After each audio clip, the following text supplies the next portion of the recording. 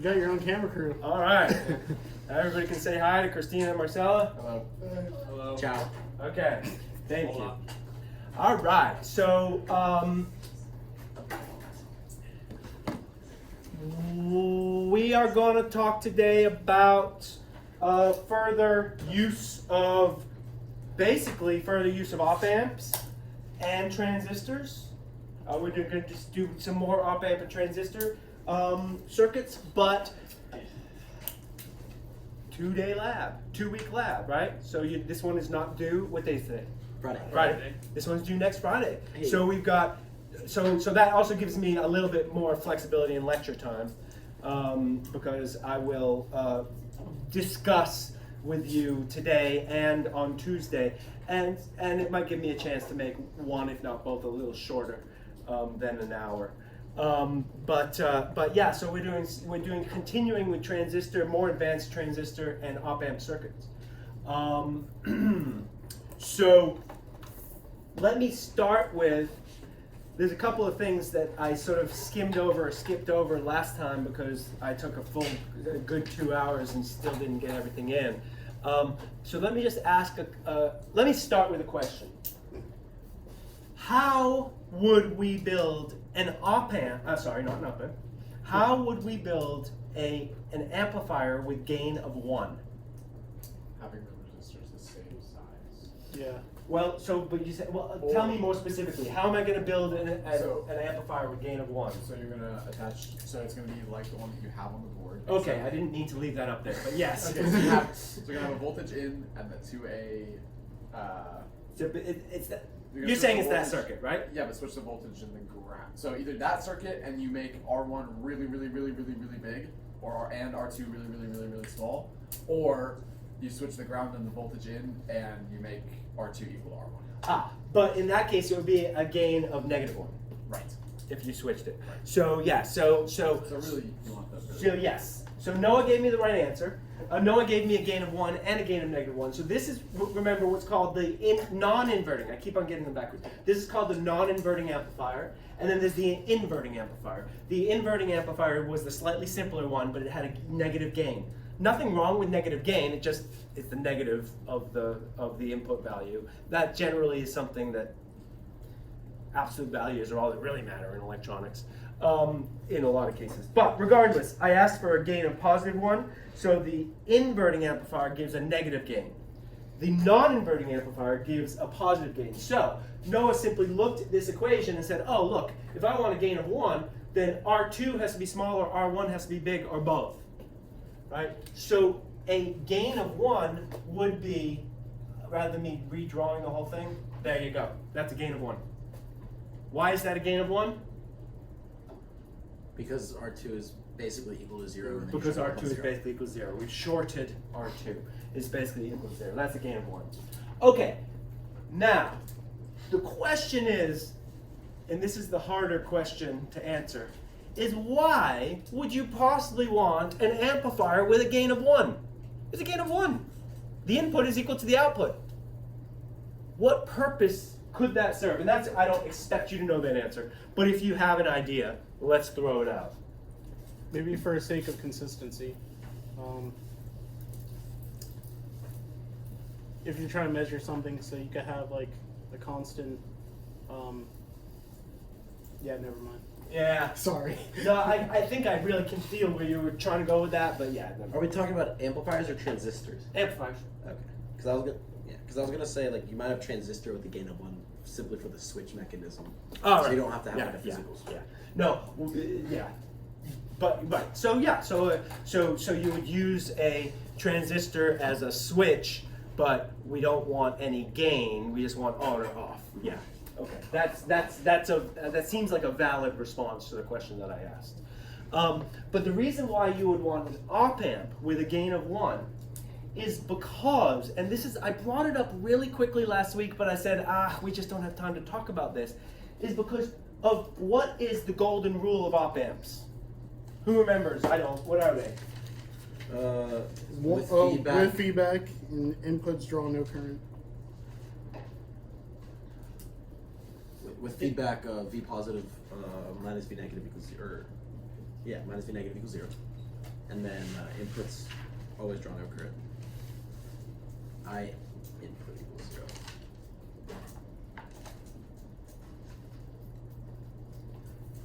This is why we want an amplifier with a gain of 1. All right, I'll explain. What an amplifier with a gain of 1 is what's called a buffer. It's got the name of a buffer. Where's that? Oh, that was class.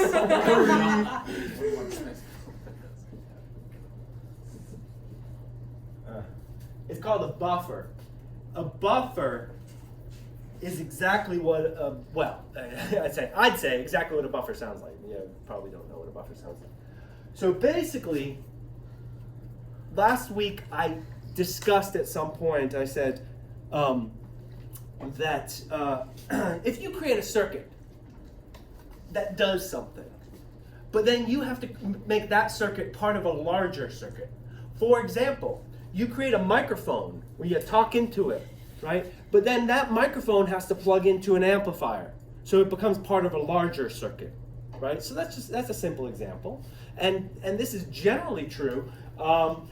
Here's another example. You create a circuit that allows you to measure voltages and currents, and you have to plug that into another circuit. But you don't want those two circuits to impact each other. You don't want this circuit to change that circuit or that circuit to change this circuit, other than this circuit being able to measure the current and voltage. That's where the buffer comes in, because what the buffer does is it draws no current away from the circuit. So it takes the output of one circuit and it makes it the output of one circuit, you make it the input of the buffer, and that becomes the input of the other circuit, the output of the buffer.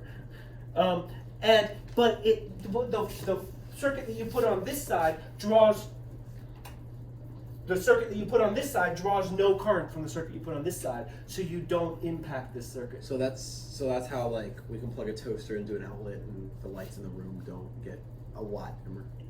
Yes, essentially, yes, 100%. That's the concept here, except there are no buffers in the wall. Oh, okay. But yes, that's 100%. You plug a toaster into the wall and the lights don't get dim. Yes, that's the same idea. And in that case, it's dealt with in perhaps a different way, and I'm trying to think of what the way is. Can't really think of exactly why that's the case. But yes, it's the same idea. In more delicate circuitry, and I think it's in that case it's primarily because the currents are so large that your house that the household wiring deals with, that taking a little more current from the toaster doesn't really impact the current from the light that's going to the lights, just because there's so much current available. Okay. And this is typically something that you'll use in lower current circuits that are more delicate. For instance, and again, I bring up just because it seems to me like something that we can all connect with, a microphone and an amplifier. In a microphone, when you talk into the microphone, the circuitry is built in the microphone in such a way that it reproduces your voice as well as possible. But when you plug it into the amplifier and it starts to draw current away from the microphone, if there's not a buffer between the microphone and the amplifier, then it's going to add noise to your voice. Noise being fuzz, right? Crackle. Static. Yes. Yeah. And so you need to build that amplifier and microphone with a buffer, so that when you plug it in, it doesn't pull too much current from the microphone. The microphone still works the way that you expected it to. And basically, so that's just a good example of where we're paying attention to what happens when you plug one circuit into another circuit. You can use a buffer. You don't have to use a buffer. There are other ways of dealing with this, but this is just an example. And because we're talking about OpAmp circuits, I thought that would be a good place to start, because the OpAmp can be used to put between two circuits so that one circuit doesn't impact the other. Okay, the more general theory here is what's called impedance. Impedance, or sometimes impedance matching. The impedance of a circuit is its effective resistance. Its effective resistance.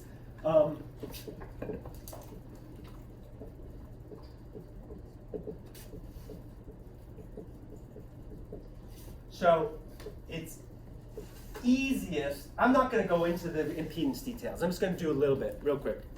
It's easiest to understand impedance from a resistive circuit.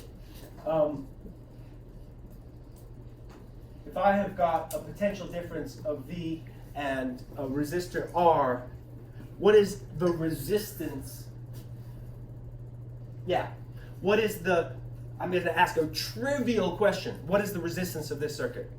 R. Yeah. Now what happens if I do that?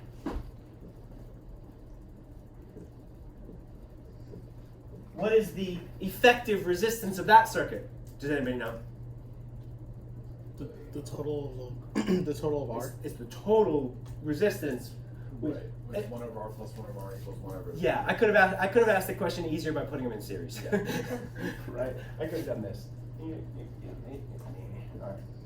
All right. What's the effective resistance of this circuit? R1 plus R2. Yeah. R plus R. Yeah. So this circuit has a resistance of 2R. This circuit has a resistance of R, and this circuit has a resistance of 1/2 R. Yeah. Yeah.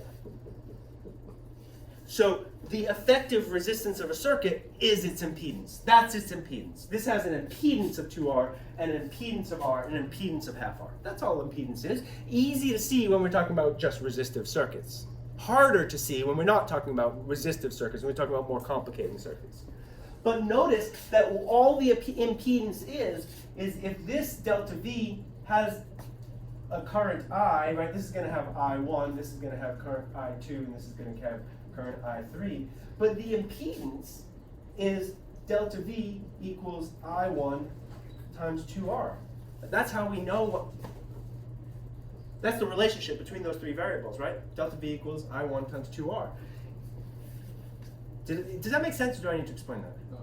No, that makes sense. The impedance is just the resistance. The impedance is just the resistance, but if it's not a resistive circuit, what I'm trying to show is what I'm going to conclude in a second.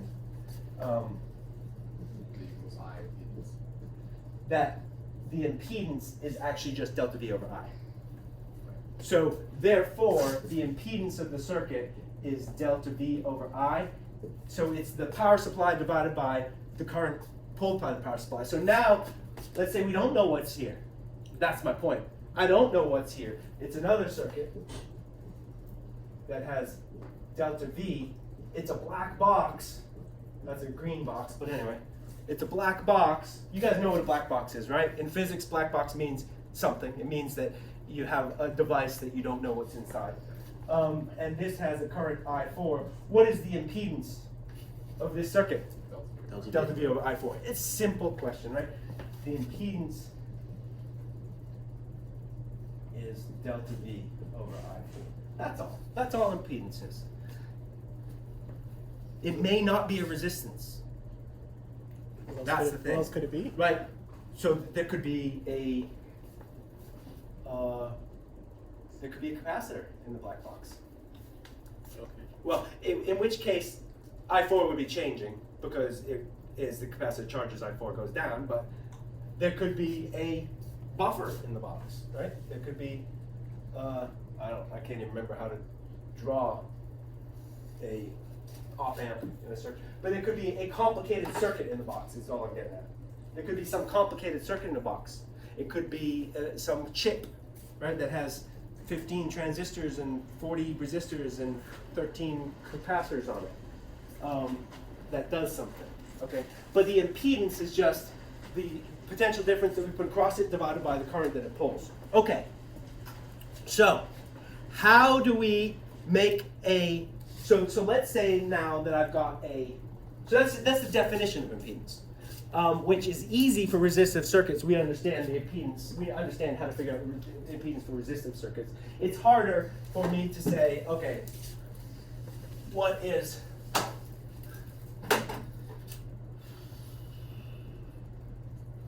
RC circuit, right? If I didn't tell you, if I just told you that it's an R and a C and asked you what's the impedance, you would have no idea, right? The only way you could know what the impedance is from what I've told you so far is to go ahead and measure the current, right? But the impedance in terms of R and C, you have no idea. That's my point, okay? But I could, if I wanted to take the time, and I absolutely do not want to take the time, show you how to calculate the impedance for any circuit without knowing the current, right? Just in terms of the R's and the C's and the what have you. I could. That's something that can be done. I just don't want to take the time to do that, but I want to just make sure you understand, just like this is easy to calculate the impedance here, 2R, R, 1/2 R, this is actually not so hard to calculate either. It turns out that with capacitors, it's complex, meaning complex numbers. The impedance is complex. It has an I in it. But it's still not difficult. Oh, do we all know what I is? Square root of -1? Yeah, okay, yeah. So then you say, oh, well, so it's obviously not easy. It's actually still pretty easy.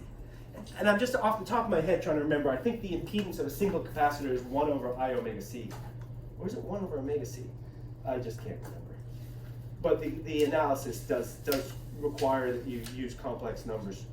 I have it here somewhere. Anyway, I said I didn't want to take the time to do that. Okay. But the reason why I wanted to mention it is because if you want to plug a circuit, to plug a microphone into an amplifier, I already said we want to use a buffer, probably. But what's the impedance of the buffer? It'd be 0, like outputting. Infinity. It'd be infinity. Because it stops it. It's pulling no current. You're right. Right? Yeah, it pulls no current. So it'll be whatever potential difference we're putting across it divided by 0. So that's so it's an impedance of infinity is often what we want. In other words, what we want is, and what in real life is an impedance of infinity? There's no such thing as impedance of a real well, not really. All right, it just means high resistance, some kind of high resistance, right? And so, for example, when you put, let's go ahead and add a voltmeter here. Let's say I want to add a voltmeter here, okay, to measure the voltage across that resistor. I don't want the voltmeter to pull any current, right?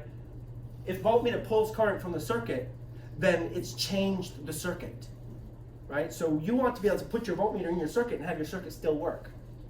And if you put your voltmeter in the circuit and it changes the circuit, then there's something wrong. You don't want it to change the circuit. Hence, there's that knob. What that knob actually does is it changes the impedance of the voltmeter as well as changing the range. But how much current? I know I just said this. How much current do you want your voltmeter to pull? None. So what should the resistance of the voltmeter be? High. Infinite. High. And in this case, what does infinite really mean? Much bigger than this resistance. Just bigger than this one, right? Yeah. If it's smaller than this one, the current's more likely to go that way. If it's bigger than this one, the current's more likely to go that way. So you just want it to be a lot bigger than this one. So if you're measuring the voltage across a 10 ohm resistor, probably a million ohms in here is just fine, because a million is a lot bigger than 10, and it's all the current's going that way. But if I'm measuring the voltage across a 1,000,000 ohm resistor, then I got to turn up the impedance of that voltmeter so that it's got to be like 1 billion ohms so that all the current goes that way. So that's what you're doing when you're turning that knob, is you're actually turning up the resistance or down the resistance of the voltmeter. Yeah, when you turn it down, it can be more sensitive. When you turn it up, it pulls less from the circuit. So if all the buffer is like an infinite resistance in order to draw no current, what's the point of having a buffer? Because if you were going to place it in a current that was already just going to be what it was, why would you just put something with absolutely no resistance? Isn't that just kind of like adding an unnecessary? Wait, but the point is that it will stop the secondary circuit from pulling current from the primary circuit. Okay, yeah, no. Okay. Does that make sense? Yeah. Okay. Yeah. Okay. So that I just wanted to have that discussion because that was meant to be part of last week's lab, and this idea of sometimes you want your impedance of the circuit that you plug in to be much larger than the circuit that you're feeding it with so that it pulls nothing away from your circuit. But sometimes if you want communication between the two circuits, you have to do what's called impedance matching. and you need the same impedance instead of one being much more larger than the other. And I just can't think of a good example of that, but impedance matching is something that if you ever do real electronics in the future, meaning like you're actually creating something that you're going to use, you may come across the term impedance matching, meaning that your impedance of the primary circuit should equal the impedance of the secondary circuit, not that the secondary circuit should be much. The buffer, the circuit has an infinitely larger impedance, but sometimes you want those two to match. And that tends to be true for AC circuits, not DC circuits. For DC circuits, you want your impedance to be infinite. For AC circuits, you often want your impedance to match so that that AC signal can travel between the two parts of the circuit. Does that make a little bit of sense? I mean, we're not putting anything into practice here, but that's what happens with the AC circuits, and that's why when you look at the output from this, what does it say? What does that output say? Main 50 ohms. That's its impedance. Yeah. That's the impedance. That's an AC output, and that means that that it ideally wants to be connected to a circuit that has an impedance of 50 ohms, and that's what it's going to most efficiently transfer its signal. That's actually what that means. Not that it wants a circuit of infinite ohms or anything like that, because it's an AC signal. Yeah, I'll just leave it at that. I'll leave it. I said I don't want to go into a lot of detail. I went into more detail than I wanted to on that. Okay. Impedance is an important concept when we get to real circuits. Okay. Let's talk about let me start by talking about maybe the phototransistor circuit. The phototransistor circuit, which is the first circuit in today's lab, is simply something we've already done. Oh, come on. Where is it? Sorry.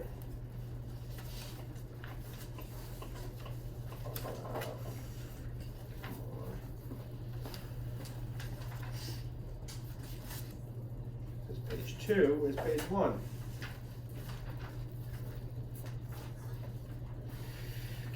There it is. Okay.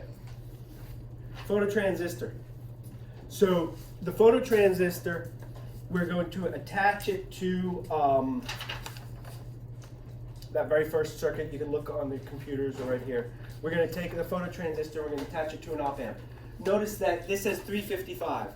The 355 has pretty much the same characteristics as the 241, or at least for our 741, for our intent. Whether you use a 355 or a 741, they're going to work the same. Okay, it's an OpAmp.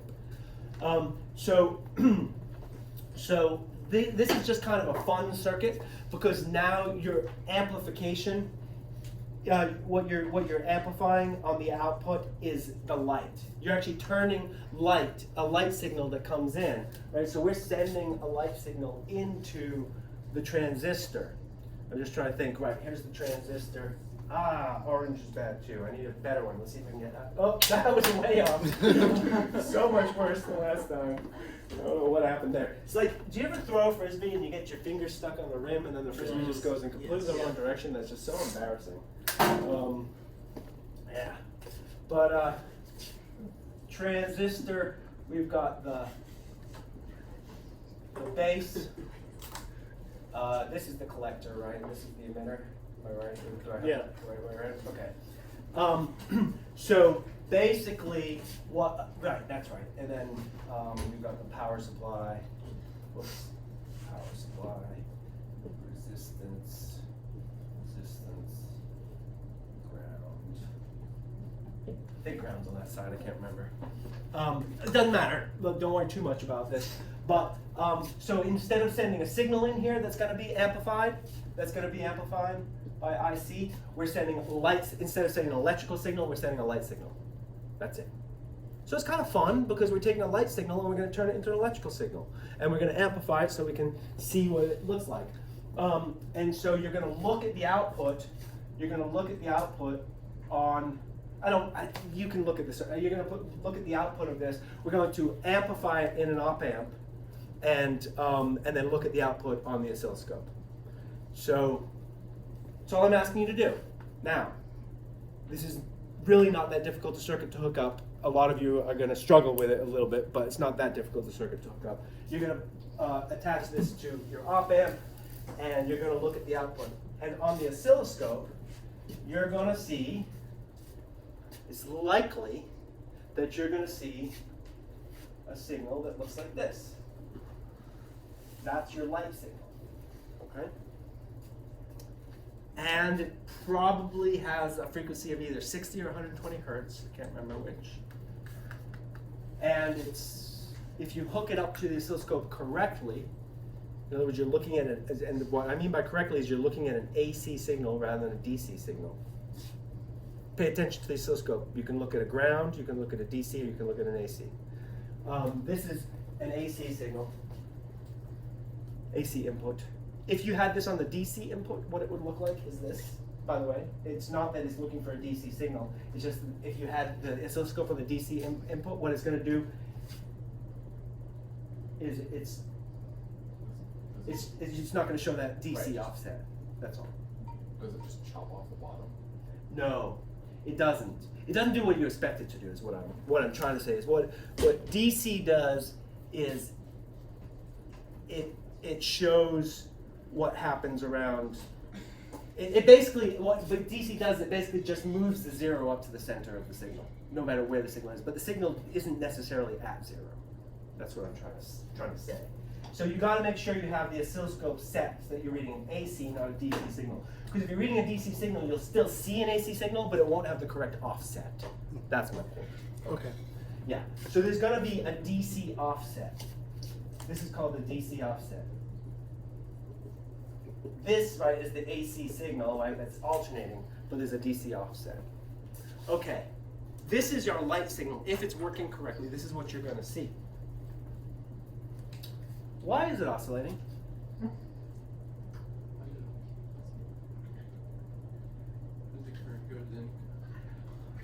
This is light. Light's on weight. Yeah. No, the frequency. So yeah. So you are. That would be a valid response because I didn't explain. Oh, I did explain. I said this is either going to be 60 or 120 hertz, which is way too low a frequency for light. The frequency of light is too high for your oscilloscope to read. Your oscilloscope can't see that frequency of light. So that's not why. This is going to be. I just can't remember if it's going to be 60 or 120, but it's going to be one of those. What is 60 or 120 hertz? What signal in your life that you use every day is 60 hertz. 60 or 120? A TV. Yeah. Sorry, you said No. something in your life. Yeah, no, you're right. TV, That's the cell refresh phone. rate. That's the refresh rate Yeah. of the screen on the TV. It's the electricity that comes out of the wall.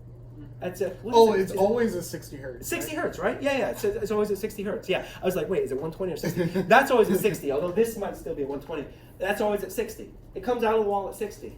Always 60. So what light source might oscillate? So, I guess I should be clear. We're reading the size of the light, the amount of light that the photodetector is detecting. That's the amplitude, right? In the room. It's how big the light is. The light goes. So this is what this is saying is the light is getting brighter and dimmer and brighter and dimmer and brighter. That's what it's saying. What light? You can't see that in the room. Everything looks like it's. But what is actually getting brighter and dimmer in the room? Yeah, the light's above us. They're just doing it at such a high rate that your brain, just like with a TV signal, your brain integrates it and just sees a constant.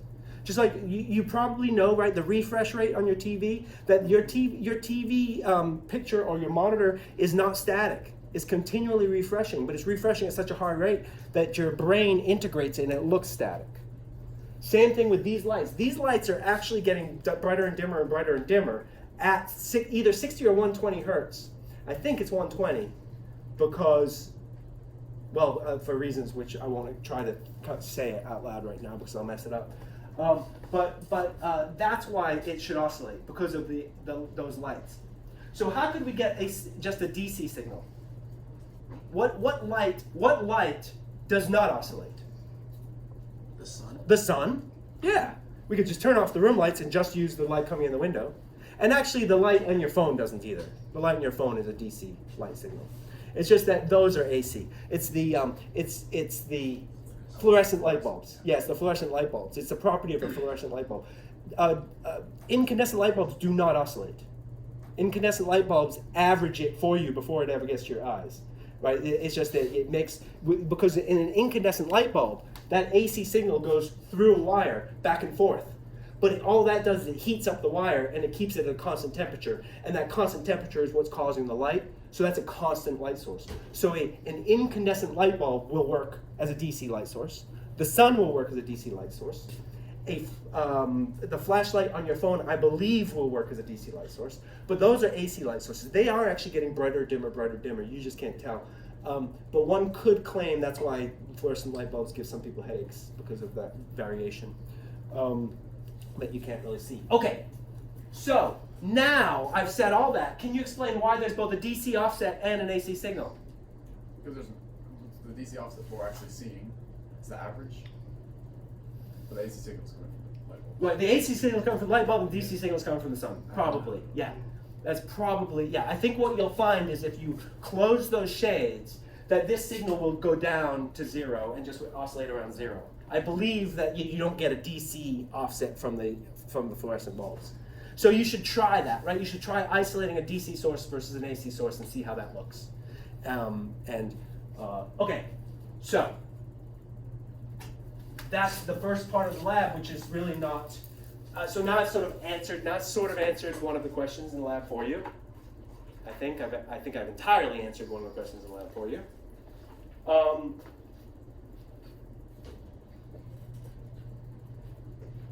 Yeah, I said, what is the source of the time-varying light incident on your detector? Test the hypothesis by disabling the offending light source. Is there still residual light level? What is that source? That's talking about the light bulb versus the window, etc. Okay. All right. Photodetectors look like they look like a sort of a slightly larger LED, but they actually have. You can actually see the sort of the receptor. It's sort of this little gold or bronze looking metal thing in there. So whereas in an LED, I don't think you can see that. Right? In an LED, you really don't see anything. I would normally have them. I don't. But yeah, the photodetectors are in little packages. Oh, yeah, I do. Yeah, the photodetectors. Well, one could argue that there's silver-looking metal in this. Yeah, Wait, is that a photodetector? I have no idea. No, that's an LED. Okay, Yeah, that's an LED. same thing. So yeah, the LED. Oh, see that's the difference. Much darker. Yeah. The photodetector is slightly large. Oh, it's not bigger, but it's darker in color inside. So try not to confuse yourself between the LEDs and the photodetectors. Thank you. But the photodetectors should be in plastic envelopes that say photodetectors on them. If you don't dump them out so they get confused with LEDs, please. We should have plenty of photodetectors around. Okay, leaving it at that. Okay. Oh, actually, I have a question. About Yes. that. So, because it's a photo transistor, how come it only has 2 leads? Oh, because the third lead is the light. Okay. Yeah, that's the B was the light coming in. The B is the light. Okay. Yeah. Right? Did you all get that when I drew the picture? B was the light. Yeah, there's not Okay. the third light. Yeah. Okay. I realize now they probably didn't say this clearly as I could have. My bad. No, it's fine. It's all good. But that was a good question, right? I mean, while I might have obviously said it, it's a good way. Then you say, wait, transistors have 3 legs. Yeah. Yeah, that third leg is the light. Okay, back to op-amps. So the next circuit you're gonna create is an op-amp circuit, which is a comparator differential. It's a differential. Oops, I didn't. I'm getting ahead of myself here. Didn't talk about the differential. Whoops. All right, give me a second to find my notes for the differential. There we go. All right. So, the differential amp. The differential amp has resistors attached to both the inverting and non-inverting, and I guess you can look at it in front of you, but let me just, oh yeah, it's got two inputs, R1, R2, that goes to out, R3 and R4.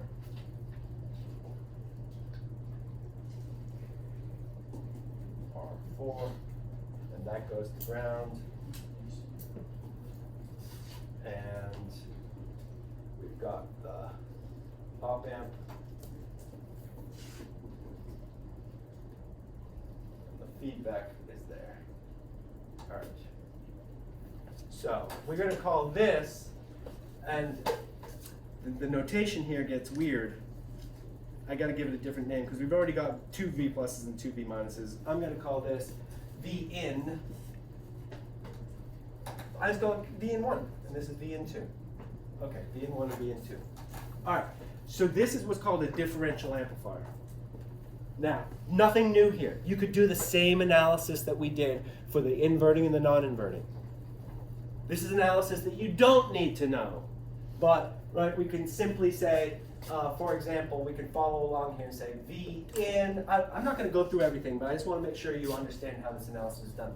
V in 1 minus I1 R1, where I1 would be going here, minus I2 R2, where I2 would be going along here, and I1 has changed because there's a junction here, right? Some current is going to go that way, equals V out. It's just circuit analysis. It's called Kirchhoff's loop rule. It's adding up voltages around the loop. Okay? We could do that. And then down here we could say I3 and I4, and I guess I can call this I5 and I6. I don't know. It doesn't matter. Oh, I didn't give you which one's the plus input and which one's the minus input. This is the minus and this is the inverting and non-inverting. Okay, so down here we could say V in 2 minus I3 R3 minus I4 R4 equals what? 0. Yep. And what's the relationship between I5 and I6? I erased the golden rules. Aren't they equal but opposite? Actually, aren't I5 and I6 0? The 0. Okay, but just the 0. Or The inputs pull no current. Oh, right. So in reality, I3 is equal to I4, and I1 is equal to I2. Right? Isn't that right? I3. Yes, yeah. that is correct. I said yeah. Yeah, because it pulls no current. So using the golden rule, I could have skipped a lot of that and said I5 equals I6 equals 0 using the second golden rule.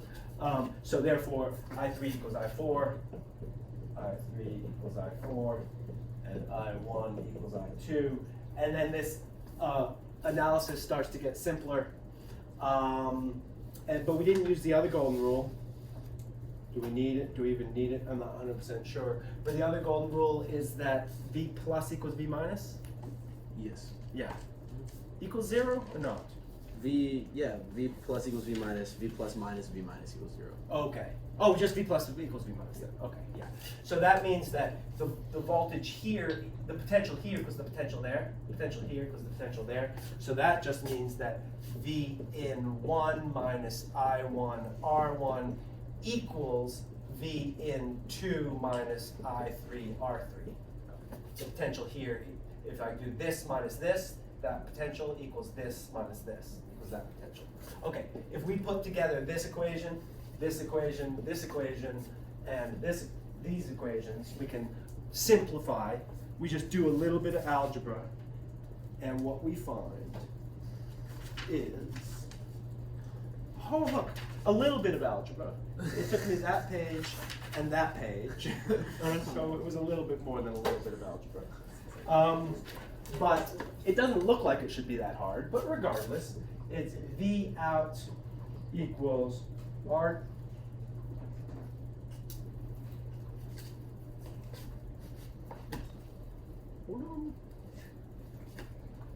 There is a simplification that we do.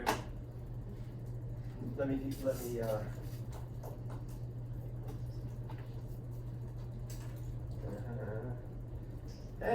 is it worth it? All right. Sorry. Don't write this down. Nobody write this down. No. And well, you can write it down if you want. But what you find is it doesn't look that useful. R2 over R1 times V in.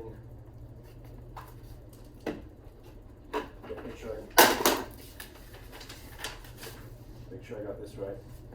V in minus V in plus. Yeah. Equals V in 2 times R2 over R4, sorry. R4 over R3 over 1 plus R4 over R3 minus V in 1 times R2. This is why I said don't write it down, because it's somewhat long and we're going to simplify it in a second. You certainly can write it down if you want. Okay, that's what you get.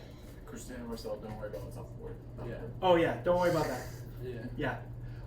So that's what you get, and I mean, and that's fine. This is what's called a differential amplifier. Is that simplified? Yeah, I will simplify it in a second. Okay. I'm going to simplify it in a second.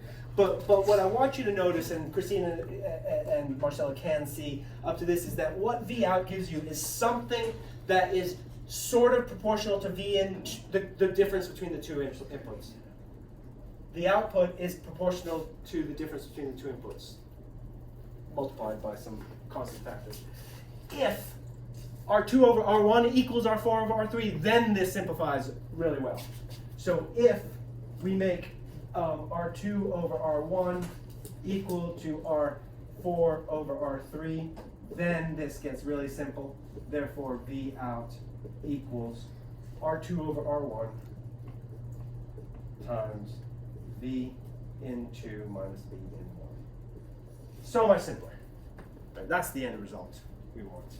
So we just want to choose these resistors, so that is the case. They can be anything you want, but they just have to have those same ratios. Now, this is what's called a differential amplifier. Differential amplifier. The output is basically the difference between the inputs. If R2 equals R1, then it is the difference between the inputs, right? Or it's proportional to the difference between the inputs with a gain of, if I said it's proportional to the difference between the inputs with a gain of what? R2 over R1. Yeah, with a gain of R2 over R1. So the differential output, the differential amplifier has an output which is proportional to the difference between the inputs with a gain of R2 over R1. All right. So you're just going to build that circuit. So it's just a slightly more complicated circuit than oh, I said I wouldn't go more than an hour. Thank you for reminding me of the clock. That is the first. I keep on losing track. What's the next circuit in your lab? Sample audio. Simple audio. Sorry, simple audio. Simple. I'm not. Oh, no, that's not simple. Yes. Oh, here it is. I found it. Simple audio amplifier. So an audio amplifier. So the point that I was making last week is that you can use a single transistor or a single op-amp in order to amplify any signal. But if you want to amplify an audio signal, that we can clean it up a bit by making it more complicated. We can clean up the signal. And this is this pretty much the simplest audio amplifier that is reasonable. I don't know, one of the simple ones. Why are we all laughing at me? You said we can clean it up by making it more complicated. Yeah. Right. So what I'm asking, so I'm not going to explain this circuit. This is simply an op-amp where the output is attached to a speaker and the input is attached to some sound source, and you're going to build this circuit and see it work. Okay. See it works. You want to show me it works before you destroy Are these it. little curved things capacitors? Yes, they are capacitors, and Okay. the reason why they're curved is because whatever circuit drawing diagram I was using had polarized capacitors. Oh, okay. And that's so they don't need to be polarized. Okay. Meaning one side's plus, one side's minus. Yeah, but the little curved things are just capacitors. And anytime there's 3 legs that go into a resistor, that's a potentiometer. Potentiometer, yes. Yeah, there's an arrow pointing. So there is one potentiometer here. That's your volume. Yep. Right? Oh. That's your volume. Oh. I never. That's all right. So this. I never look at a controller like that? In general, right? That's how you turn up and down the volume of something. You just increase the resistance or decrease the resistance, so it's going to pull less or more current from your sound source. Yeah. So there's a potentiometer, which is your volume.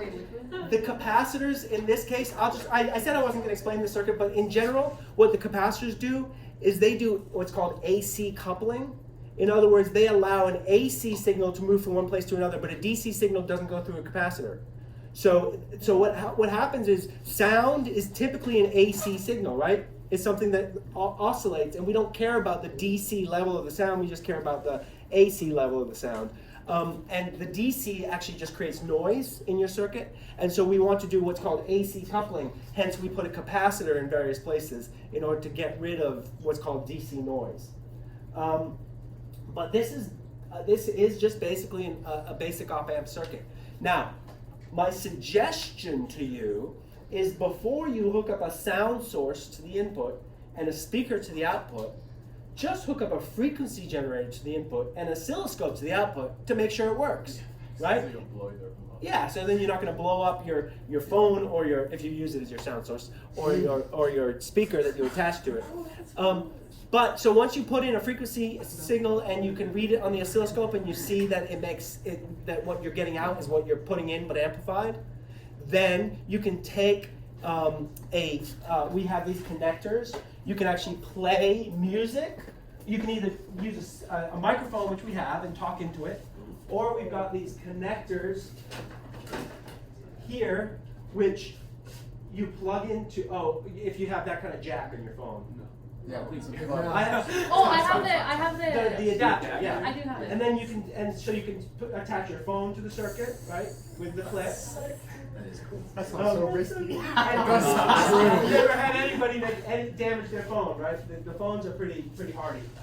You can attach your phone. But you can just attach. Well, anyway, and the speakers are here. There's a load of speakers here that you can play out of. So, and we have many more speakers. Oh, here they are. Here they are. Here's all the speakers. There's a whole bunch of new speakers here. Ooh. All right. So, but again, you can always check your circuit with the frequency generator and oscilloscope. All right. That's the second circuit. No, that's the third. That's the third circuit. Then we're going to move to the timer circuit. All right. So remember, you have 2 weeks for this. 2 weeks meaning 2 days. You have 2 class days. When he said 2 weeks, I was like, what? 2 weeks. Okay. 2 weeks is 2 days. Yeah. All right. So we've now done 3 circuits. The third circuit has a few more elements in it. This is now testing your ability to use a breadboard and plug things in. Yeah, well, you're good at that now, right? Yes? But for this one, we don't have to do You're a very formal write-up, right? It's just...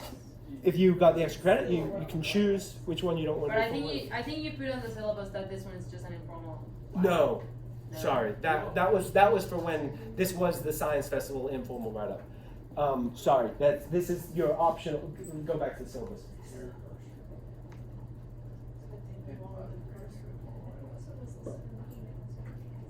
Yeah, that was.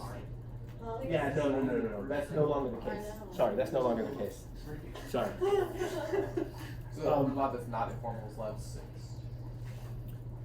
None of them are meant to be not informal. Wait a second. Let me just check on that. Let me just check my syllabus on that. I think I changed it in the syllabus. I didn't change it there, and I just want to make sure that I. As far as I believe, this is meant to be a regular write-up. Unless you take the extra credit for Science Festival, then it can be just showing me your data. But let me check where it says informal write-up, what I meant by that. I think I just forgot to change it. Okay, ABC. Those are 3 circuits. D, timers. I'm going to introduce timers right now, and then we'll finish talking about timers on Tuesday. E is also a timer. So D and E are 2 timers. That's the new topic for this week. F, G, H, I are not required. It says right here, do not do these. Wait, so don't do F. G, H, or I. I used to require that you guys do I, and now I'm making I optional. And I'm sure that none of you are going to do it. Well, no, I'm not sure about that. But I is fun because I is you literally making a toy piano. Ooh, I Build will. a toy piano. Yes. I will do So I used to require I because most people like doing I. What if we skip one of them and do I instead? No, because you need to do D and E to show me you understand I. Alright. Dr. Sheldon, But we don't. there's Extra credit for Can I. you Extra stop? credit for I. There's one that says Extra credit for I. Definitely extra credit you for I. put your extra credit, make a homemade speaker. Is that still a thing? Sure. Extra credit for I. Okay, so so basically, what we can do is we can take an op-amp and we can make it into a frequency generator or a timer circuit. Okay, by making the output of the op-amp. So remember the output of the op-amp has something to do with the difference between the inputs. We just saw that for this differential, right? So what happens if V in 2 is bigger than V in 1, what's the output of the op-amp? Positive, yeah, and that's what I was looking for, just positive and negative. Then what happens if V in 2 gets smaller and smaller and smaller? V in 2 finally gets to be less than V in 1, then what happens? The output is negative. So what happens is the output of the oscillator goes from positive to negative, but it has to get there, right?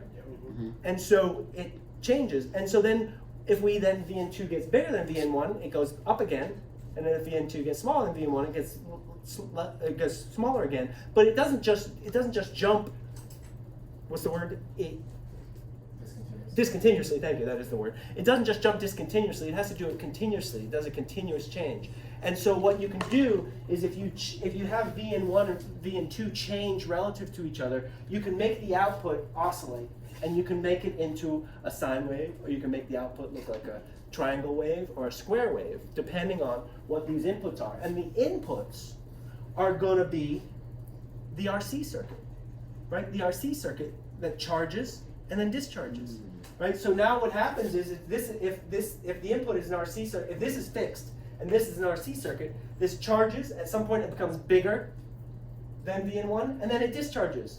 And it becomes smaller than V in 1, charges. And so you're going to have a voltage divider, which this is. This is a voltage divider, right?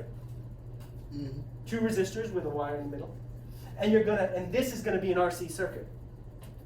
I'll explain this, I'm thinking next time we meet. I'll go into the details. But you put an RC circuit here and a voltage divider there, and the output is going to then actually vary just like a frequency generator. And that's how we build a frequency generator. That's how we build a timer. That's how we build a clock. Hence the parts D and E are building the frequency generator and the clock. And then you can turn that into an electric piano by changing the frequency of the output. And you can change the frequency of the output by changing these resistors and capacitors that are on the inputs. And you can do that with push buttons, hence the piano keys.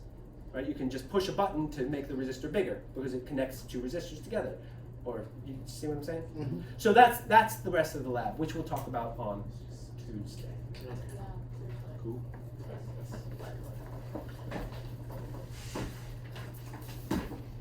That was a drop, not a throw in your direction. It was a fumble. Not a forward pass, exactly.